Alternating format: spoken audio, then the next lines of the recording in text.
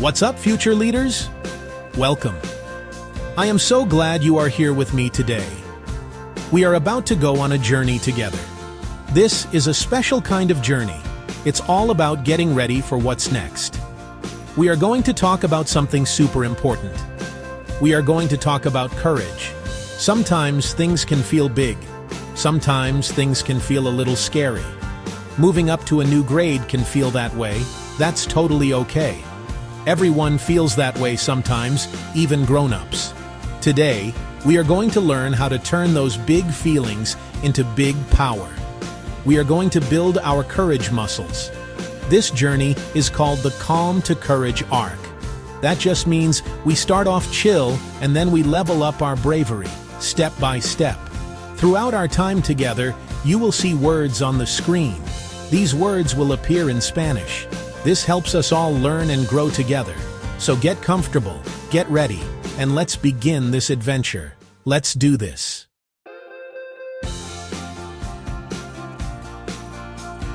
Okay, team, welcome back. Let's start with our very first tool. This is a powerful one because it's something you can use anytime, anywhere, to help you feel strong and steady. We call it the courage breath. In Spanish, that's respiración de valentía. This breath is the foundation for all the other courage skills we're going to learn. It helps us build a calm, strong base inside ourselves. Sometimes when we feel nervous, worried, or scared, our bodies feel it too. Our hearts might beat fast, like a drum playing a super fast song. Our breathing might get quick and shallow, just in our chest. You might even notice your hands get a little sweaty, or your tummy feels like it has butterflies or is tied in a knot. These are all signals from your body telling you that you're feeling a big emotion. It's your body's alarm system. Let's pause for a moment. Turn to a partner or think quietly to yourself. What are some of the signals your body sends you when you feel nervous or scared? You have 1 minute. Go ahead.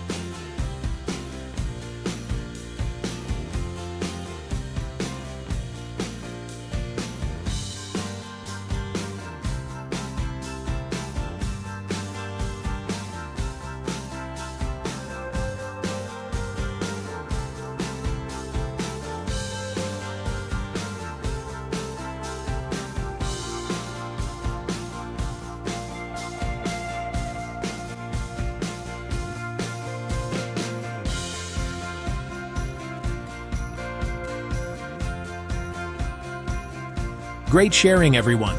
It's helpful to know our own body's signals. The courage breath is a tool that helps us respond to those signals. It helps us slow everything down, turn off that internal alarm, and tell our body that we are safe. It helps us find our center, that quiet, strong place inside. When we are centered, we can get calm and focused. Let's try it together. First, let's do a quick posture reset. Wiggle your shoulders a little, maybe roll your neck from side to side if that feels good. Now, find a comfortable, strong posture. Sit up tall, as if a string is gently pulling the top of your head toward the ceiling, but keep your shoulders relaxed. Put your feet flat on the floor to ground you.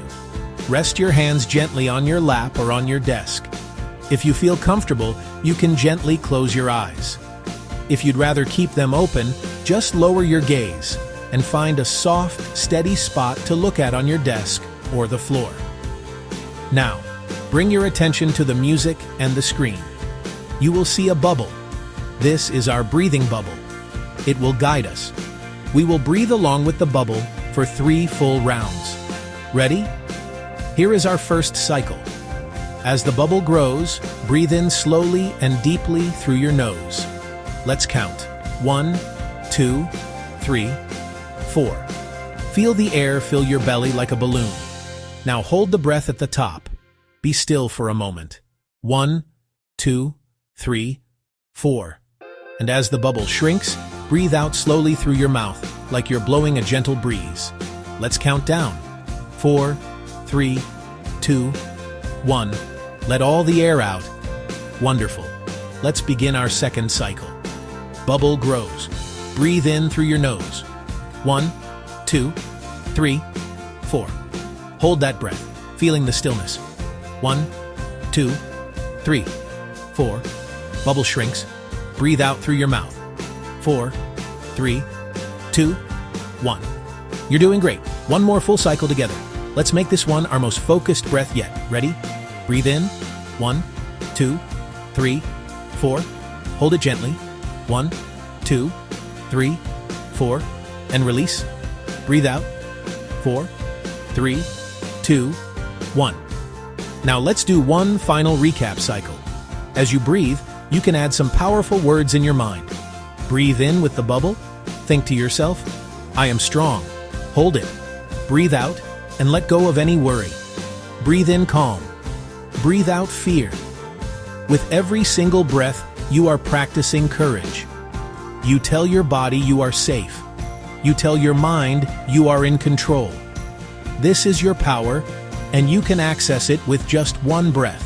When you're ready, you can slowly and gently open your eyes, bringing your focus back to the room.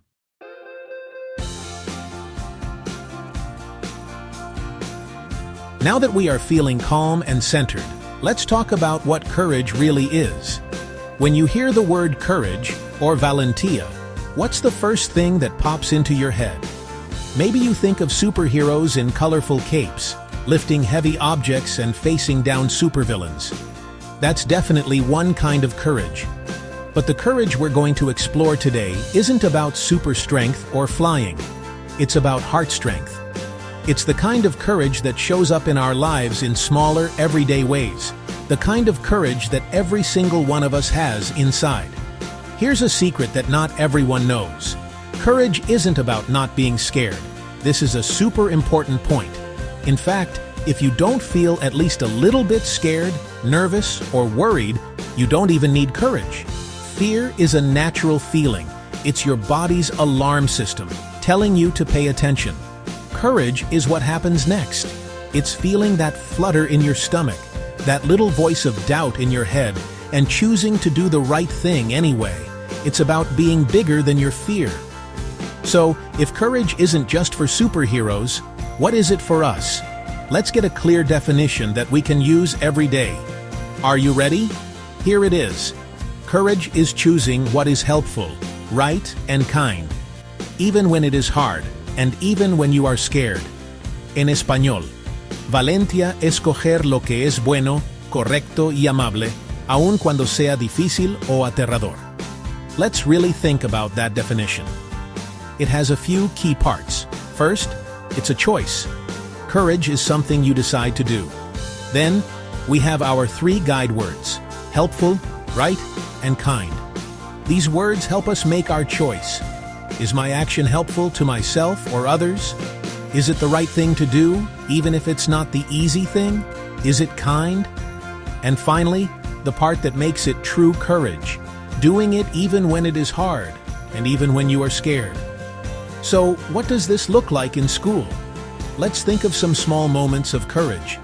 It can look like raising your hand to ask a question when you're confused, even if you're worried others might already know the answer. That's being helpful to your own learning.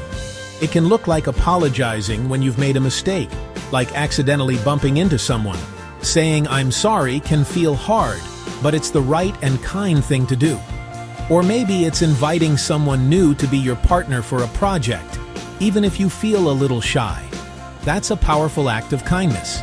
These are all moments of real, everyday courage. Repetition is how we learn and build strong habits for our brain. So, let's get this powerful definition locked in. We're going to do a choral read-along. When you see the words on the screen, let's all read them together, nice and loud. Ready? Courage is choosing what is helpful, right, and kind, even when it is hard and scary. Fantastic. Let's say it one more time, but this time, try to say it from memory. Let's make sure it really sticks. Courage is choosing what is helpful, right, and kind, even when it is hard and scary. Great job. That definition is now a tool you can use anytime. Now it's time for a quick check-in to put these ideas into action.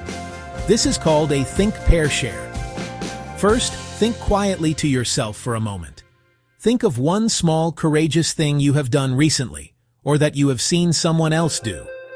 Now, turn to a partner and share your ideas. What was the courageous act?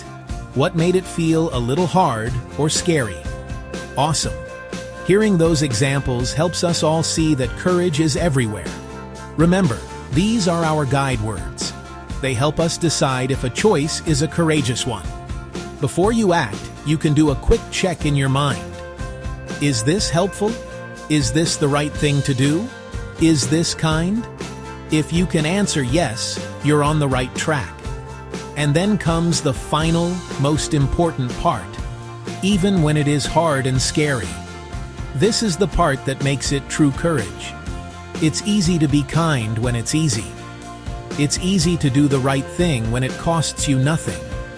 But when your heart is beating fast, when you're worried about what others will think, when it feels difficult, that's when you have the chance to level up and be a real everyday hero. That's the moment your heart strength shines through.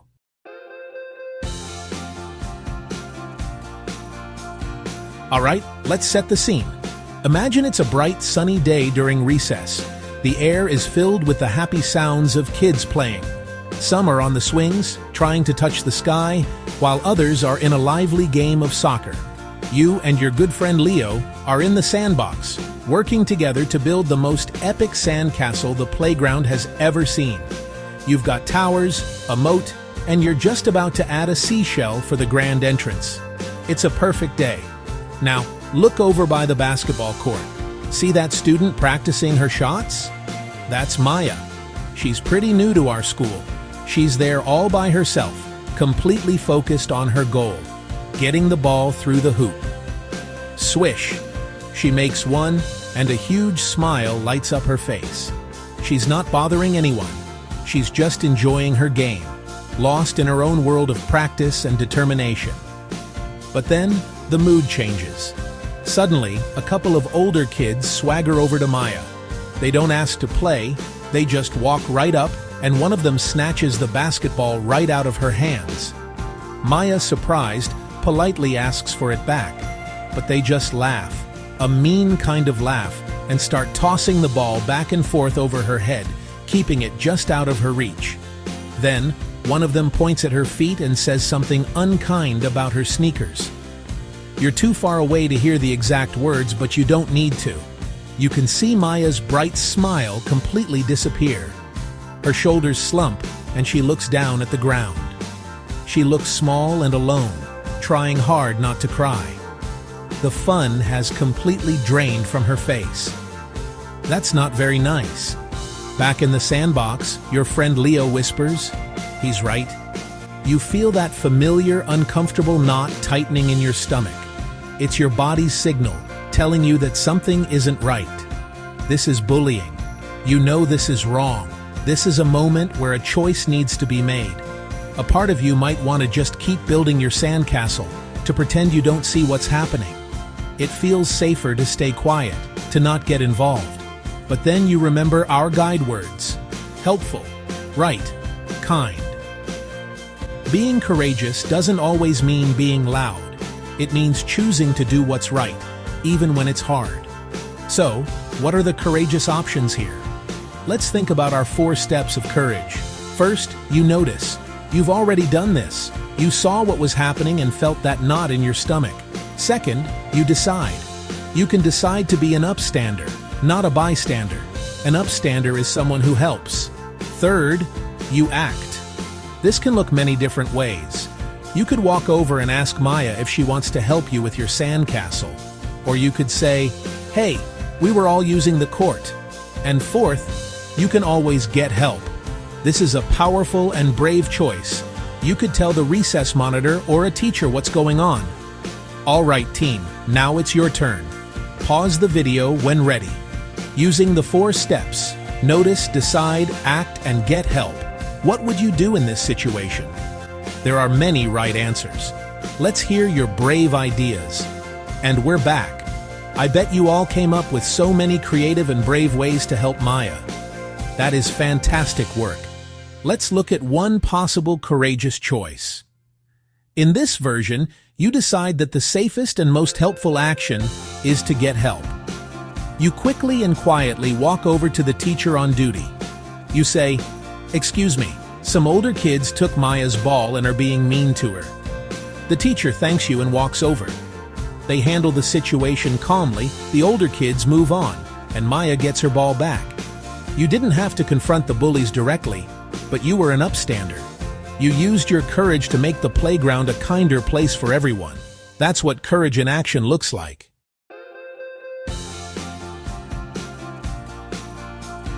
Let's move on to our second story. Imagine it's a rainy day, indoor recess. Your teacher, Mr. Garcia, has a special plant on his desk in a cool, painted pot. You and your friends are playing a quiet game. Someone tells a funny joke. You laugh hard. You stumble backward. Your elbow hits the desk. The pot tips, crashes to the floor. The pot shatters into pieces. Your heart sinks. It was a total accident. Mr. Garcia heard the crash, and he looks over, asking, "What was that noise? What happened?" Dead silence. Your face feels hot. A voice in your head might be telling you to just stay quiet. Maybe he won't know it was you. That fear of getting in trouble is a very strong feeling. But then you remember our training. Courage is choosing what is helpful, right, and kind. You can choose to hide, or you can choose to face it with courage and honesty. How could you do it? Take a courage breath. Make eye contact and say, "It was me, Mr. Garcia. It was an accident. I am so sorry." Now it's your turn to discuss. How would you find the courage to be honest? And we are back. Talking about telling the truth is not easy. You all handled it with maturity. You have proven that you are ready to think at the next level.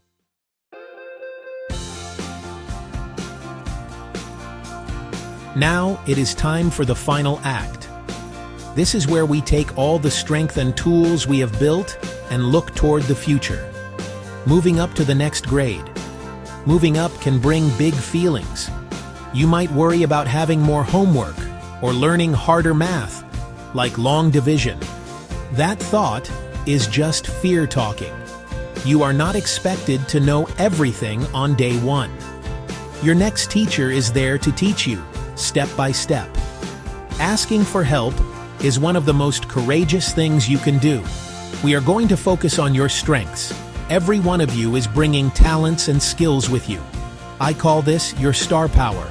Maybe you are an amazing artist. Maybe you are a fantastic friend. Maybe you are a math whiz. Or maybe you are a hard worker who never gives up. Now, for an activity. I want every person to think of one star that they have. What is one thing you are good at? This is the special power you are going to bring with you to the next grade. When you feel nervous about harder math, you can remember your star power of being a hard worker. Your star power is your courage, ready to be used.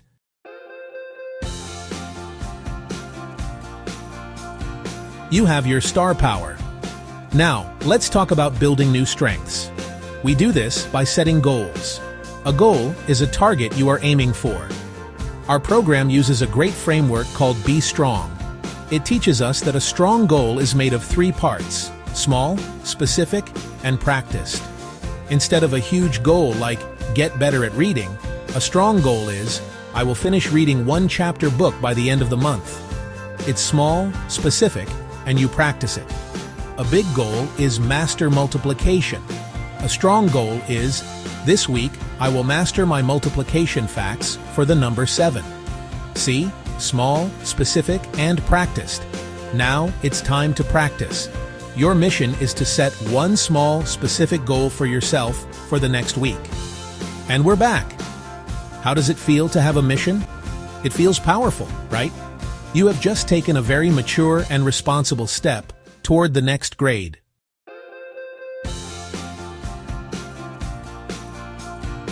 We have reached the end of our journey. We learned the courage breath. We defined courage. We practiced with real scenarios. We found our star power, and we set a goal. To all the young heroes, we all believe in you. You are ready for what's next. You have the strength, the smarts, and the heart. Will there be challenges? Yes. But those moments are there to make you stronger. So walk out of here with your head held high. You are prepared. You are strong. You got this. Thank you for sharing this time with me. Keep practicing your courage every single day. You are ready.